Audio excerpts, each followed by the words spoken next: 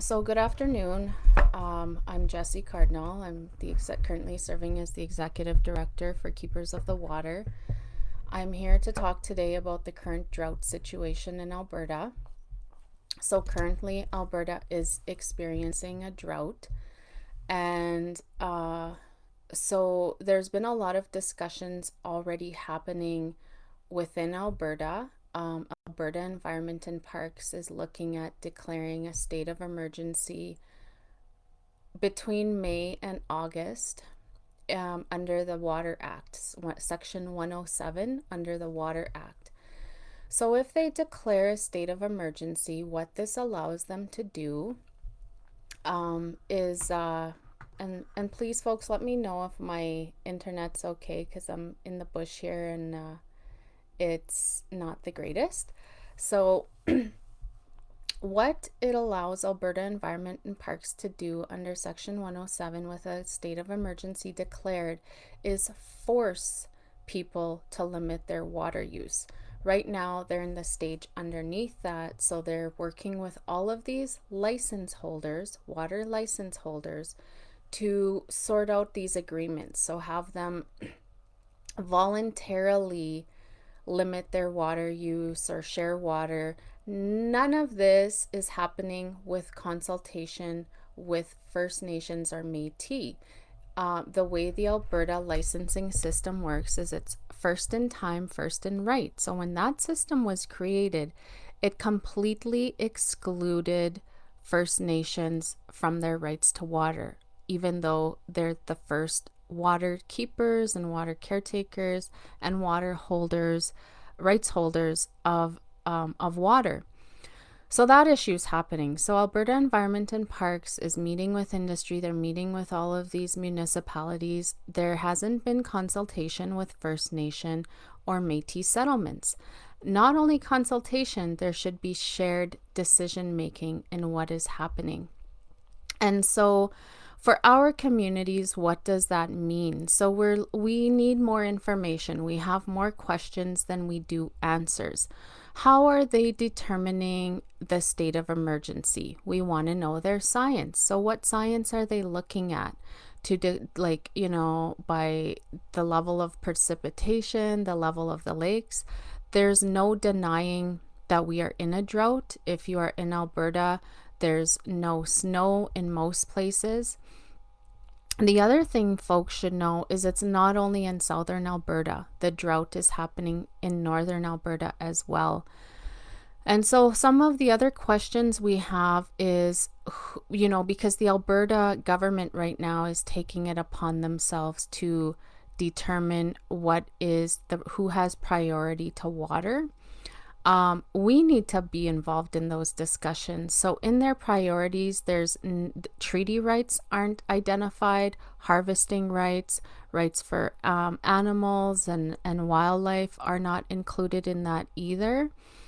And so, for our communities, we are going to have to start planning for that, for this drought, and looking at our current water use within our own communities and also the waste. So if we're dumping waste into communities, then or into like lakes, for example, or streams, we need to look at that because if our waste hasn't decreased, but the water levels have decreased, that is going to concentrate the waste in the water. And if that's also the place where we are getting our drinking water from, we will get sick. So we don't want to be doing that. So we need to look at how much water we're using, but also how much waste we're putting into the water.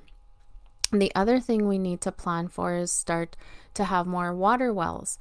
And this is a very interesting time for Alberta because they have been taking groundwater unregulated, just having a heyday, like taking massive amounts of fresh groundwater for industrial and agricultural purposes without consultation. Well, now, guess what? We need that groundwater. And so we're going to start seeing that, as we start to go access groundwater, that it's either dried out or it could be possibly contaminated. So there's a lot of liabilities that the government is now, the Alberta government and potentially the federal government, are now going to have to face. So we knew these things were happening. Of course, we try to tell people, but when you don't look at the issue sometimes until you have to. So I just want this video, I'm hoping, can be shared around with the First Nations and the Métis settlement folks to demand consultation and also be involved in the decision making that's happening to first ensure human rights to water. So, it's just an interesting time because Indigenous people have always said, we can take care of the water. Listen to us. We'll tell you how. Because the Alberta government, with their colonial mindsets, which they've exhausted resources in other countries, and they come here and create those same models that have failed in other places. And so now they have these models and, it's a disaster. And so they're still moving forward to say, we got everything under control. Well, they don't. And we know that industry will be vying for water. They're also talking about CAP is rallying the government along with the companies to try and have water transferred. So they want to start transferring. So if a lake is low, they want to take water from a river. So they want to start doing that as a solution to meet their needs. This isn't about only meeting human needs. This is like industry is right in there lobbying government to have rights to access to water. What the Alberta government needs to do is consult with First Nations and Métis settlements, but hold back the amount of water that industry and agriculture are doing. In the end, we are all going to have to change and look at our water use and look more locally at our water sources and how we take care of water. Water is boss, and water is teaching us that. So I hope that we all take this time to reflect and pay attention to what's happening, slow down, and come together in our communities to start having these discussions of how are we going to deal with the current drought situation. We don't know when it's going to rain. Scientists are saying we're in El Nino, whatever El Nino is, and they're saying it's going to be drought for 3 or 4 years.